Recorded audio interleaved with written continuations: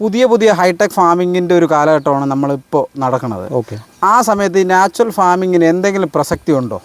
തീർച്ചയായിട്ടും പ്രസക്തി. ഇതാ ഇവിടെ തെളിവ് സഹിതം കിടക്കല്ലേ, ഇതാ നാച്ചുറൽ ഫാമിംഗ്. ഇതാ നാച്ചുറൽ ഫാമിങ്ങിൽ നിന്ന് ഉണ്ടായ പച്ചമുളകാണ്. ഇത്രയും ഒരു പച്ചമുളകിൻ്റെ ഒരു റേഞ്ച്, ചിലപ്പോൾ ഇതിൻ്റെ ക്വാളിറ്റി അതാണ് ഏറ്റവും ഇമ്പോർട്ടൻറ്റ്. ചിലപ്പോൾ ഹൈബ്രിഡ് വിത്ത് ഇട്ടിട്ട് ഇതിലും കൂടുതൽ വിളവ് കാണിക്കുന്നവരുണ്ടാവാം. പക്ഷേ ഇതിൻ്റെ പച്ചമുളക് ഒരെണ്ണം പറിച്ചെടുത്തിട്ട് ഒടിച്ചു കഴിഞ്ഞാൽ അതിൻ്റെ സ്മെല്ല് ഈ അന്തരീക്ഷം മുഴുവൻ നിൽക്കും. അത്രയ്ക്ക്, കാരണം ഇതിന് കൊടുത്തിരിക്കുന്ന വളപ്രയോഗങ്ങൾ നാച്ചുറലാണ്. അപ്പോൾ ഇത്രയും വിളവ് തന്നെയാണ് ഇതിൻ്റെ തെളിവ്? തീർച്ചയായിട്ടും ഇത്രയും വിളവ് തന്നെയാണ് ഇതിൻ്റെ തെളിവ്. ഇനി ഇതിലും കൂടുതൽ വിളവ് ഇത് ഒരു മാസം കൂടി കഴിയുമ്പോൾ ഇതിൻ്റെ ഡബിൾ ആയിട്ട് ഒരു പറക്കലിന് നമുക്കൊരു 350 ഗ്രാം മുതലൊരു പ്ലാന്റ് നമുക്ക് തരും. ആഴ്ചയിൽ 3 തവണ നമുക്ക് പറിക്കാം. നമസ്കാരം സുഹൃത്തുക്കളെ. 50 വർഷം മുമ്പ് ചെയ്തുകൊണ്ടിരുന്ന കൃഷി, അതായത് നമ്മുടെ ഈ രാസവളത്തിൻ്റെയൊക്കെ ഉപയോഗം തുടങ്ങുന്നതിന് മുമ്പ് നമ്മുടെ ഇന്ത്യയിൽ മെയിനായിട്ട് ഫോളോ ചെയ്തിരുന്ന ഒരു കൃഷി രീതി എന്ന് പറഞ്ഞാൽ ഈ നാച്ചുറൽ ഫാമിംഗ് ആണ്. ഞാൻ നിൽക്കുന്ന ഈ ഒരു ഫീൽഡ് നിങ്ങൾ ശ്രദ്ധിച്ചോ? ഇത് മുളകാണ്, ഇത് തക്കാളിയാണ്. എൻ്റെ ഈ കാല് നിൽക്കുന്ന ഈ ഭാഗത്ത് ചെണ്ടുമല്ലി, അതായത് നമ്മുടെ നാട്ടിലെ ജമന്തിയാണ്. ഈ ചെണ്ടുമല്ലി എന്തിനാണ് വെച്ചിരിക്കുന്നതെന്ന് പറഞ്ഞാൽ ഇതിൻ്റെ കീടനിയന്ത്രണത്തിൻ്റെ ഒരു ഭാഗമായിട്ടാണ്. എറണാകുളം ജില്ലയിലെ പെരുമ്പാവൂർ ഈസ്റ്റ് ചേരാനല്ലൂരിലെ KVS മണിച്ചേട്ടൻ്റെ ഫീൽഡാണ് ഞാൻ ഉള്ളത്. ഈ ഫീൽഡിനെ കുറിച്ച് ഒരുപാട് പറയേണ്ട കൂടുതൽ വിവരങ്ങളെല്ലാം നമുക്ക് ചേട്ടൻ്റെ അടുത്ത് തന്നെ നേരിട്ട് വയ്ക്കാം. ഹലോ, നമസ്കാരം മണിച്ചേട്ടാ. നമസ്കാരം. നമസ്കാരം. ഇപ്പം നല്ല രീതിയിൽ ഇത്രയും മുളക് ഒരു ചെറിയൊരു ചെടിയിൽ കാച്ചു നിൽക്കുകയാണ്. അതെ. അപ്പോൾ ഇതെങ്ങനെ നമ്മുടെ നാച്ചുറൽ ഫാമിങ്ങിൻ്റെ ഗുട്ടൻസ് ആണ് ഇത്രയും മുളക്?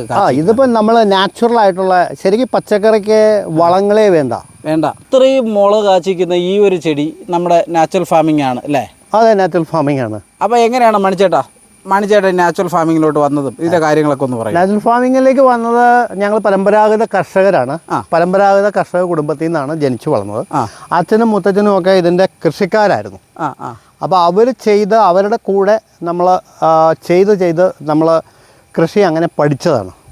അപ്പോൾ ആ പരമ്പരാഗതമായിട്ട് കൈമാറിയ വളക്കൂട്ടുകളും ആ പരമ്പരാഗതമായിട്ട് കിട്ടിയ ചില പൊടിക്കൈകളും നാടൻ പ്രയോഗങ്ങളുമാണ് നമ്മളിവിടെ കൃഷിയിടത്തിൽ പ്രയോഗിച്ചിരിക്കുന്നത്. ഇപ്പോൾ ആക്ച്വലി എന്ത് ചെയ്യണം മണിച്ചേട്ടൻ?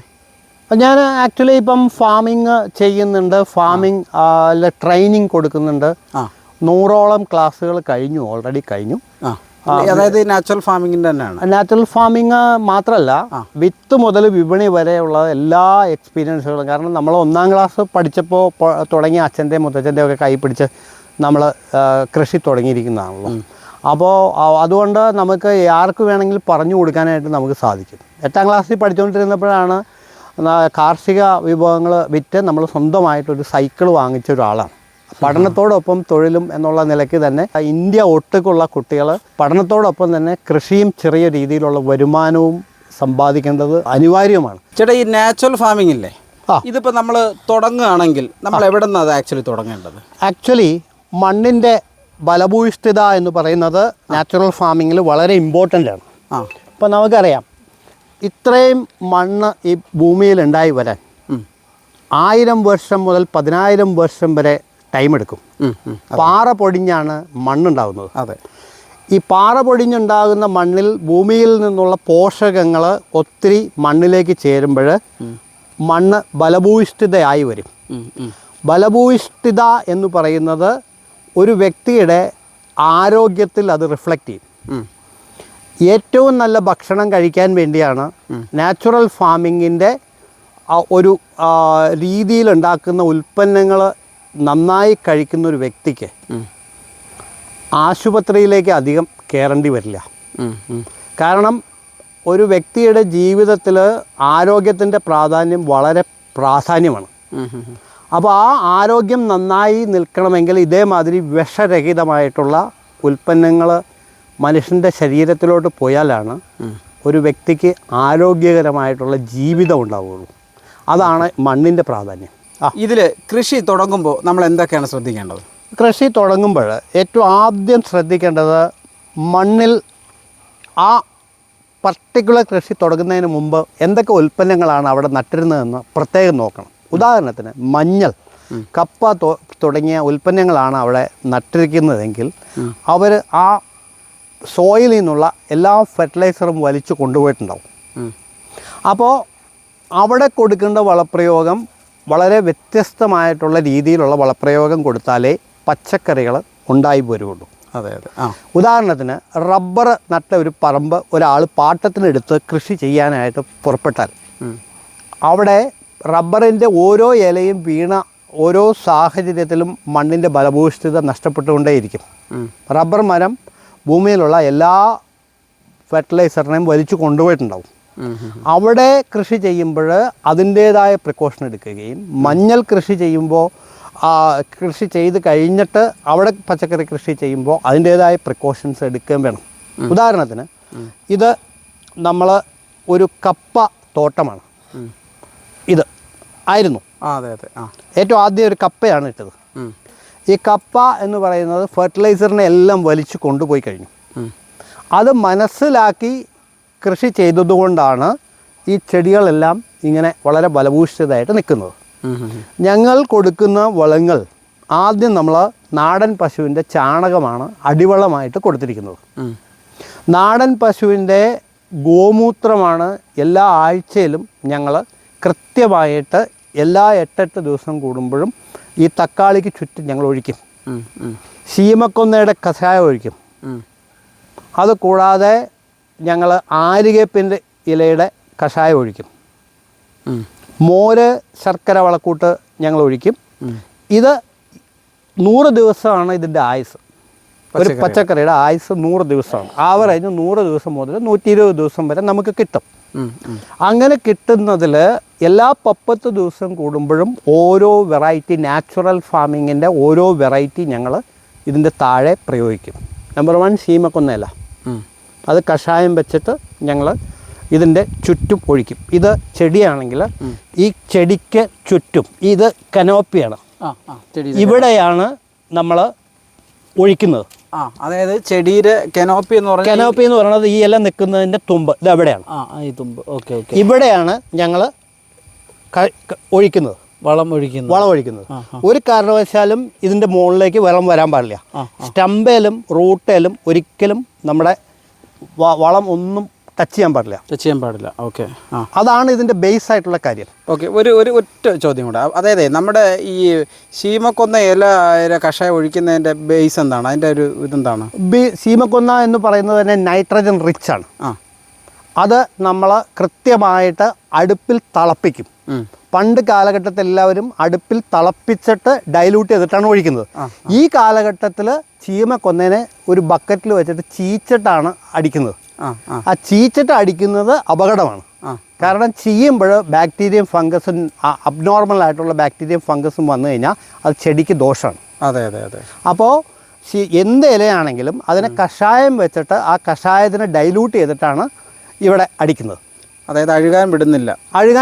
നമ്മൾ തിളപ്പിക്കുമ്പോൾ ന്യൂട്രിയൻ്റ് കംപ്ലീറ്റ് ആ വെള്ളത്തിലോട്ട് വരും. മൈക്രോ ന്യൂട്രിയൻ്റ് കംപ്ലീറ്റ് വെട്ടിത്തിളക്കി ഏതാണ്ട് 25ഓളം മിനിറ്റ് വെട്ടിത്തിളയ്ക്കുമ്പോൾ ആ മൈക്രോ ന്യൂട്രിയൻ്റ് മുഴുവൻ ആ വെള്ളത്തിൽ വ്യാപിക്കും. അത് കഴിഞ്ഞ് കഴിഞ്ഞാൽ അത് ആറ്റി നമുക്ക് അടുത്ത ദിവസം തന്നെ നമുക്ക് സ്പ്രേ ചെയ്യാം. കൂടുതൽ ദിവസം കാത്തിരിക്കാൻ വേണ്ട. കൂടുതൽ ദിവസം കാത്തിരിക്കണ്ട. ഓക്കെ, അപ്പോൾ നമുക്ക് ഇത് ഒഴിച്ചു കൊടുത്തു. അപ്പോൾ അടുത്ത സ്റ്റേജിലോട്ട് പോകും. അടുത്ത സ്റ്റേജ് എന്ന് പറയുന്നത് എല്ലാ 30 ദിവസം കൂടുമ്പോഴേ എന്തൊക്കെയാണ് ഒഴിക്കേണ്ടത് എന്നുള്ളതിൻ്റെ സ്ലാബ് ഉണ്ട് ഇവിടെ. അപ്പോൾ ആദ്യം നമ്മൾ ശീമക്കൊന്നയുടെ ഇല ഒഴിച്ചു, കഷായം ഒഴിച്ചു. 10 ദിവസം കഴിയുമ്പോൾ നമ്മൾ ആര്യവേപ്പിൻ്റെ ഇല കഷായം വെച്ച് അടിച്ചു. അടുത്തത് മോര് ശർക്കര വളക്കൂട്ട്, ഗോമൂത്രം ശർക്കര പാനി, പാലും മുരിങ്ങയിലയും കൂടിയുള്ള മിശ്രിതം. ഇത് ഇപ്പോൾ നമ്മൾ 5 വിരൽ കാണിക്കുമ്പോൾ 5ആയി. 10, 20, 30, 40, 50. അതെ അതെ. 50 ദിവസം കഴിഞ്ഞു. 50 ദിവസം കഴിയുമ്പോഴേക്കും ആ ചെടി പൂത്ത് അതിൻ്റെ ഫലങ്ങൾ തരാറായിട്ട് റെഡി ആകുമ്പോൾ നമ്മൾ മുരിങ്ങ ഇല എന്ന് പറയുന്നത് ഇലകളുടെ രാജാവാണ്. ഈ ഇലകളുടെ രാജാവിനെ നമ്മൾ കഷായം വെച്ചിട്ട് അഴിച്ചു കഴിഞ്ഞ് കഴിഞ്ഞാൽ പ്രാണിയും പൂവും അത് ഇമ്പോർട്ടൻ്റ് ആയിട്ടുള്ള മൈക്രോ ന്യൂട്രിയൻ്റാണ്. ഇതിപ്പോൾ 6 എണ്ണം നമ്മൾ പറഞ്ഞു കഴിഞ്ഞു. ബാക്കി 40 ദിവസമുണ്ട്. 120 ദിവസം ആയിരിക്കും. 100 മുതൽ 120 ദിവസം വരെ ആയിരിക്കും ഇതിൻ്റെ ആയുസ്. ഒരു ചെടിയുടെ പച്ചക്കറിയുടെ ആവറേജ് ആയുസ്. ചില കാന്താരി മുളകോ ചില മുളകുകളോ ഒക്കെ കൂടുതൽ ആയുസ് കിട്ടാൻ സാധ്യതയുണ്ട്. അതനുസരിച്ച് അവർക്ക് വളം കൊടുക്കുക. അപ്പോൾ ഇപ്പോൾ 6 ഐറ്റം നമ്മൾ പറഞ്ഞു. അപ്പോൾ 60 ദിവസം കഴിഞ്ഞു. ബാക്കി ഇനി 40 ദിവസമുണ്ട്. ഈ 40 ദിവസത്തിൽ ഇപ്പോൾ ഈ പറഞ്ഞ 6 ഐറ്റത്തിൽ ഏത് വേണമെങ്കിൽ 30 ദിവസം കൂടുമ്പോൾ റിപ്പീറ്റ് ചെയ്യാം. 10 ദിവസം കൂടുമ്പോൾ ഇപ്പം നമുക്ക് ഒരു മോര് ഉള്ള ഒരു വീടാണെങ്കിൽ അവിടെ കിട്ടുമെങ്കിൽ 60-ാം ദിവസം കഴിഞ്ഞിട്ട് 70-ാം ദിവസത്തിലേക്ക് പോകുമ്പോൾ ആ മോര് നമുക്ക് ഒഴിക്കാം. പിന്നെ 80-ാം ദിവസം പോകുമ്പോൾ ആദ്യം നമ്മൾ ഒഴിച്ചിരുന്ന ഏതെങ്കിലും ശിവകൊന്നയോ എന്താണെന്ന് വെച്ച് കഴിഞ്ഞാൽ നമുക്കത് റിപ്പീറ്റ് ചെയ്യാം. അപ്പോൾ നമുക്ക് 110 ദിവസമായി. ചേട്ടാ, ഇപ്പോൾ ഇതിൻ്റെ ഇടയിൽ കംപ്ലീറ്റ് ചെണ്ടുമല്ലി നല്ല രീതിയിൽ ശരിക്കും ഇത് പച്ചക്കറി തോട്ടമാണോ ചെണ്ടുമല്ലി തോട്ടമാണോ? ഇവിടെ തക്കാളി കൃഷി ഇങ്ങനെ തുടങ്ങിക്കഴിഞ്ഞപ്പോൾ എൻ്റെ വളരെ അടുത്ത സുഹൃത്തും കൃഷിയിൽ 50 വർഷമായിട്ട് കൃഷിയിലുണ്ടായിരുന്ന മിസ്റ്റർ ജോഷിയുടെ പർട്ടിക്കുലർ ഐഡിയയാണ് ഈ ചെണ്ടുമല്ലി ഇവിടെ വെക്കണം എന്നുള്ളത് പുള്ളിയുടെ നിർബന്ധമായിരുന്നു. ആ നിർബന്ധിതനായിട്ട് എന്നെ കൊണ്ട് അത് കൃത്യമായിട്ട് പുള്ളി അത് ചെയ്തതുകൊണ്ട് വളരെ പോസിറ്റീവായിട്ട് തക്കാളികളിലെല്ലാം കീടങ്ങൾ വരാതെ ഇപ്പം നിൽക്കുകയാണ്. അങ്ങേരുടെ ആ ഒരു വാല്യുബിൾ ആയിട്ടുള്ളൊരു സജഷനെ എന്ത് വില കൊടുത്താലും നമുക്ക് ഒരിക്കലും വില കൊടുത്ത് മേടിക്കാൻ പറ്റില്ല. അത്രയ്ക്ക് ബ്രൈറ്റ് ആയിട്ടുള്ളൊരു തീരുമാനമായിരുന്നു. ചെണ്ടുമല്ലിയുടെ ഒരു പ്രത്യേകത എന്നാന്ന് വെച്ചാൽ ഇതിൻ്റെ സ്മെല്ല് കേട്ട് കഴിഞ്ഞാൽ കീടങ്ങൾ അധികം മറ്റേ നമ്മുടെ തക്കാളിയിലേക്ക് കയറി പിടിക്കില്ല. അപ്പോൾ നമ്മൾ ഉദ്ദേശിച്ചിരിക്കുന്നത് എന്നാന്ന് വെച്ച് കഴിഞ്ഞാൽ എപ്പോഴും കീടങ്ങൾ ഒരു ഗ്യാപ്പിൽ നിന്ന് അടുത്ത ഗ്യാപ്പിലേക്കാണ് കീടങ്ങൾ പറക്കുക. അപ്പോൾ ഇത് ചെണ്ടുമല്ലി കുറച്ചും കൂടി അങ്ങ് പൊങ്ങി കഴിഞ്ഞാൽ ഇതിൽ നിന്ന് വരുന്ന പൂക്കളും അതിൻ്റെ സ്മെല്ലും ഈ ചെടിയുടെ സ്മെല്ലും കൊണ്ട് ഈ കീടങ്ങൾക്ക് പറക്കാൻ സാധിക്കില്ല. മൂവ് ചെയ്യാനായിട്ട് അവർക്ക് വിഷമാണ്. അപ്പോൾ ഇവിടെ നിന്ന് മൂവ് ചെയ്ത് ഇങ്ങോട്ട് വരുമ്പോഴേക്കും ഇവർക്ക് ഈ സ്മെല്ല് പിടിക്കില്ല. ഇതിൻ്റെ ഇലകൾ ഇങ്ങനെ നിൽക്കണു. അപ്പോൾ ഓട്ടോമാറ്റിക്കായിട്ട് ഇവർ ഈ പറമ്പ് വിട്ടു പോകും. അവർക്ക് ഇഷ്ടമല്ലാത്തൊരു സ്മെല്ല് വന്നു കഴിഞ്ഞാൽ അവർ ഈ പറമ്പിൽ നിന്ന് സ്റ്റാൻഡ് വിട്ടു പോകും. നാച്ചുറൽ ഫാമിങ്ങിൽ ശരിക്കും പറഞ്ഞു കഴിഞ്ഞാൽ നഷ്ടമാണെന്ന് പറയുന്നത് അതിനെക്കുറിച്ച് അറിയില്ലാത്തവരാ. അപ്പം നമ്മളൊരു ചെടി വളർത്താൻ അതിൻ്റെ ഗ്രോത്ത് സ്റ്റേജ്, അതിൻ്റെ മുകളിലേക്കുള്ള സ്റ്റേജ്, അത് പൂക്കുന്ന സ്റ്റേജ്, അതിൽ കാലത്ത് നമുക്ക് പ്രത്യേകം നോക്കി അറിയാം. ഇതിനകത്ത് തേനീച്ച വരുന്ന ഒരു ടൈമുണ്ട്. ആ ടൈം എന്ന് പറയുന്നത് 7:30 മണിക്കും 8:15 ഇടയ്ക്കാണ് തേനീച്ചകൾ വന്ന് പരാഗണം നടത്തുന്നത്. ആ പരാഗണം വളരെ ഇമ്പോർട്ടൻ്റ് ആണ്. ആ പരാഗണം എന്ന് നിൽക്കുന്നോ അന്ന് ലോകം തന്നെ ലോകത്തിലെ ഉൽപ്പന്നങ്ങൾ ഉണ്ടാവാൻ വളരെ വിഷമമാണ്. അപ്പോൾ പരാഗണം വളരെ ഇമ്പോർട്ടൻ്റ് ആണ്. അപ്പോൾ ആ പരാഗണത്തിന് സഹായിക്കുന്ന വേറൊരു വസ്തുതയും കൂടി പറയാം. ചെണ്ടുമല്ലി പൂക്കൾ വിരിയുമ്പോൾ ഒട്ടനവധി തേനീച്ചകൾ അടുത്ത പറമ്പിൽ നിന്ന് 1 കിലോമീറ്റർ അപ്പുറത്തുനിന്ന് വരെ തേനീച്ചകൾ ഇവിടെ വരും. സ്വാഭാവികമായിട്ട് ആ തേനീച്ചകൾ ഇവിടെ പരാഗണം നടത്തും. അങ്ങനെ പരാഗണം നടക്കുമ്പോൾ ഈ തക്കാളിയുടെ ഉൽപ്പന്നങ്ങൾ കൂടി വരും. കൂടുതൽ തക്കാളി ഉണ്ടാവും. അതുകൊണ്ട് ഞങ്ങൾ ഇപ്പോഴേ ഇതിൻ്റെ ബുക്കിംഗ് കഴിഞ്ഞു. എറണാകുളത്ത് കാക്കനാട് കളക്ട്രേറ്റിൻ്റെ തൊട്ടടുത്തുള്ള MA അബൂബക്കർ മെമ്മോറിയൽ സ്കൂളിൽ എല്ലാ ആഴ്ചയിലും നടക്കുന്ന നാട്ടുനന്മ നാട്ടുചന്തയിലാണ് നമ്മുടെ ഈ തോട്ടത്തിൽ നിന്നുള്ള മേജർ പോർഷൻ ഉൽപ്പന്നങ്ങളും വിൽക്കുന്നത് എന്നുകൂടി പറയുന്നു. ഇത് കേൾക്കുന്നവരെ ആ മാർക്കറ്റിലേക്ക് ഉൽപ്പന്നങ്ങൾ വാങ്ങാൻ സ്വാഗതം ചെയ്യുന്നു. ഞായറാഴ്ച ചന്തയാണ്. ഞായറാഴ്ച 8 മണി തുടങ്ങി 11 മണി വരെ 3 മണിക്കൂർ മാത്രമേ ഉള്ളൂ. നമ്മളിപ്പോൾ മെയിനായിട്ടും പച്ചക്കറി ഐറ്റംസ് ആണ് ചെയ്തേക്കുന്നത്. അതെ, നമുക്ക് മറ്റ് കൃഷികളിൽ ഈ ഒരു നാച്ചുറൽ ഫാമിംഗ് എത്രത്തോളം ആപ്റ്റ് ആവും, അല്ലെങ്കിൽ നമുക്ക് ചെയ്യാൻ പറ്റുന്നതാണോ? അതായത് ഇത് പഴയ കാലഘട്ടത്തിൽ ചെയ്തുകൊണ്ടിരുന്നതാണ്. എല്ലാവരും ചെയ്തുകൊണ്ടിരുന്നതാണ്. നാച്ചുറൽ ഫാമിംഗ് ആയിരുന്നു ഇവിടെ. 1970 കാലഘട്ടം അല്ലെങ്കിൽ 80 കാലഘട്ടത്തിന് ശേഷം നമ്മുടെ മുത്തച്ഛനും അവരൊക്കെ ചെയ്തുകൊണ്ടിരുന്ന സമയത്ത് ഇവിടെ കംപ്ലീറ്റ് എല്ലാവരും നാച്ചുറൽ ഫാമിംഗ് ആണ്. എല്ലാവരുടെയും വീട്ടിൽ പശുക്കളുണ്ടായിരുന്നു, ആടുകളുണ്ടായിരുന്നു, അതിൻ്റെ കാലിവളങ്ങളുണ്ടായിരുന്നു. ആ വളങ്ങളെല്ലാം ഇട്ടിട്ടാണ് ഇവിടെ നാച്ചുറൽ ഫാമിംഗ് അന്ന് ചെയ്തുകൊണ്ടിരുന്നത്. പക്ഷേ അതിന് ശേഷം ഈ കാലിവളത്തിലും മറ്റുള്ള കാര്യങ്ങളും എല്ലാം നിൽക്കുകയും രാസവളങ്ങൾ വരികയും ചെയ്ത് കഴിഞ്ഞപ്പോൾ ആ രാസവളങ്ങൾ അങ്ങ് ക്ലിക്കായെന്നേ ഉള്ളൂ. അതാണ് അതിൻ്റെ കാര്യം. അപ്പോൾ എന്നും മണ്ണ് എന്ന് പറയുന്നത് മനുഷ്യൻ അതിനകത്തേക്ക് കൊടുക്കുന്ന പോഷകങ്ങൾ വളരെ ഇമ്പോർട്ടൻ്റ് ആണ്. ഇലക്കഷായം വെച്ച് കൊടുത്താലും വ്യത്യസ്തമായിട്ടുള്ള ഇലക്കഷായങ്ങൾ. ഇപ്പോൾ ഉദാഹരണത്തിന് ഈ ചെണ്ടുമല്ലിയുടെ പൂക്കൾ പണ്ട് കാലഘട്ടത്തിൽ ക്ഷേത്രത്തിൽ നിന്ന് പൂക്കൾ എടുത്തിട്ട് കഷായം വെച്ചിട്ട് ചെടികൾക്ക് കൊടുക്കുമായിരുന്നു. വൺ ഓഫ് ദി റിച്ച് നല്ലൊരു മൈക്രോ ന്യൂട്രിയൻ്റ് ആയിരുന്നു. അപ്പോൾ ഈ ഇലകളിലെല്ലാം തന്നെ മൈക്രോ ന്യൂട്രിയൻസ് ഉണ്ട്. ആ ഇലകളെ കഷായം വെച്ച് കൃത്യമായിട്ട് നമ്മൾ ചെടികൾക്ക് കൊടുത്താൽ ഇന്നും അന്നും എന്നും ഉണ്ടാവും. പക്ഷേ നമ്മുടെ മണ്ണിലൊരു കുഴപ്പം ഉള്ളത് എന്നാന്ന് വെച്ചാൽ നമ്മുടെ മണ്ണിൻ്റെ pH ലെവല് കുറച്ച് കുറവാണ്. ഇപ്പോൾ ഇവിടെയൊക്കെ pH 5 ഒക്കെ ആയിരുന്നു. അപ്പോൾ ആ 5-ൽ നമ്മൾ എന്ത് വെച്ചാൽ ചിരട്ടക്കരിയാണ് നമ്മൾ കൊടുത്തത്. ചിരട്ടക്കരിയാണ് നമ്മൾ അടിയിൽ pH കൺട്രോൾ ചെയ്യാനായിട്ട് നമ്മൾ കൊടുത്തത്. ആ ചിരട്ടക്കരി അത് ക്ലിക്ക് ആവുകയും ചെയ്തു. അതിനനുസരിച്ചാണ് ഈ ചെടികളെല്ലാം ഇവിടെ നല്ല രീതിയിൽ നിൽക്കുന്നത്. ഓ, ചിരട്ടക്കരിയും വിറകിൻ്റെ ചാരവുമാണ് നമ്മൾ കൊടുത്തിരുന്നത്.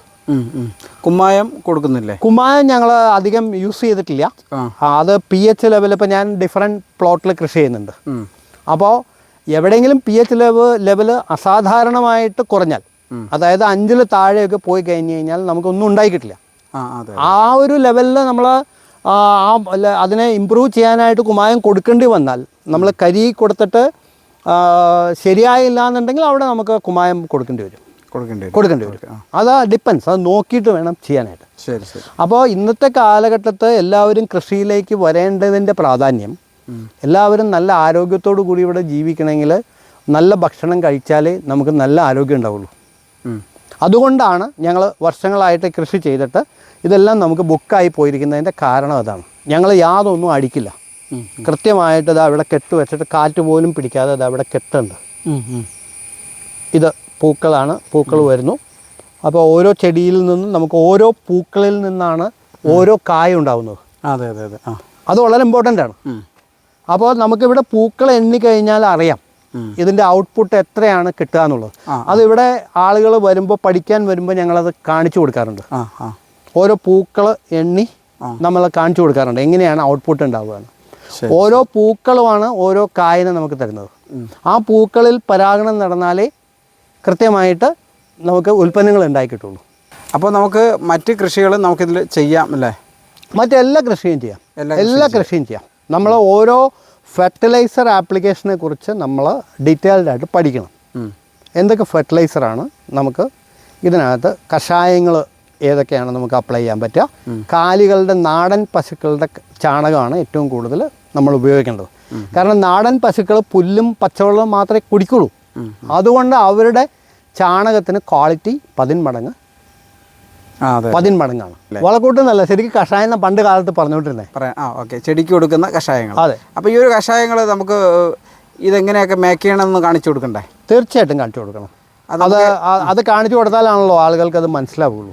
അടുത്ത വീഡിയോയിൽ വളക്കൂട്ട് എങ്ങനെയാണ്, അത് നിർമ്മിക്കേണ്ടത് എങ്ങനെയാണെന്നും നാച്ചുറലായിട്ട് അത് ഉപയോഗിക്കേണ്ടത് ഏത് രീതിയിലാണെന്നും ഞാൻ അടുത്ത വീഡിയോയിൽ ഞാൻ പങ്കുവയ്ക്കാമെന്ന് മാത്രം പറഞ്ഞുകൊണ്ട് ഇത്രയും നേരം എന്നെ കേട്ട എല്ലാവർക്കും നന്ദി, നമസ്കാരം. ആർക്കെങ്കിലുമൊക്കെ കൃഷി കാണണമെന്ന് അതിയായ ആഗ്രഹമുള്ളവർക്ക് വാട്സപ്പ് അയക്കാം. വാട്സപ്പിൽ ബന്ധപ്പെട്ടതിന് ശേഷം കൃത്യമായിട്ടുള്ള അപ്പോയിൻമെൻറ്റിൽ കൂടെ വരാവുന്നതാണ്. വന്ന് കണ്ട് കൃഷി മനസ്സിലാക്കാം. അതെ, വന്ന് കണ്ട് കൃഷി മനസ്സിലാക്കാം. ഓക്കെ. നാച്ചുറൽ ഫാമിങ്ങിനെ കുറിച്ച് ഇനിയും നമുക്ക് വീഡിയോസ് വരുന്നുണ്ട്. അപ്പോൾ നിങ്ങൾ നമ്മുടെ ചാനൽ മറക്കാതെ സബ്സ്ക്രൈബ് ചെയ്യുക. നിങ്ങളുടെ വിലയേറിയ അഭിപ്രായങ്ങളൊന്ന് കമൻറ്റായിട്ട് രേഖപ്പെടുത്തുക. അടുത്തൊരു വീഡിയോയിൽ നമുക്ക് വീണ്ടും കാണാം.